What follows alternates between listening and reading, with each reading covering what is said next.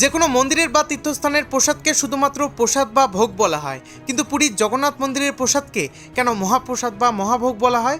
এর পেছনে আসল কারণটা কি আপনি জানেন? অ্যাকচুয়ালি বলতে গেলে পুরীর জগন্নাথ মন্দিরের রন্ধনশালায় যখন মহাপ্রসাদ রন্ধন ক্রিয়া চলে, তখন একটি মাটির পাত্রের ওপর আরেকটি মাটির পাত্র, আরেকটি মাটির পাত্রের ওপর আরেকটি মাটির পাত্র দিয়ে মোট 7টি মাটির পাত্র একই সারিতে বসানো হয় এবং নিচে আগুন জ্বালিয়ে দেওয়া হয় রন্ধন ক্রিয়ার জন্য।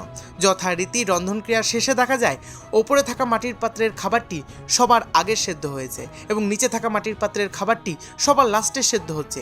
এমন ঘটনা কেন ঘটে তার ব্যাখ্যা আজ পর্যন্ত বিজ্ঞানও দিতে পারিনি। সকলে বিশ্বাস করে এই মন্দিরের রন্ধনশালায় বিরাজ করছে দেবী লক্ষ্মী স্বয়ং, তিনি নিজ হস্তে এই রন্ধন ক্রিয়া পরিচালনা করেন। সত্যি এক চমৎকার আশ্চর্য ঘটনা।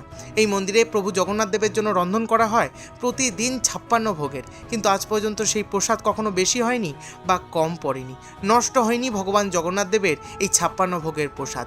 আমার সঙ্গে একবার ভালোবেসে বলো, জয় জগন্নাথ, রাধে রাধে।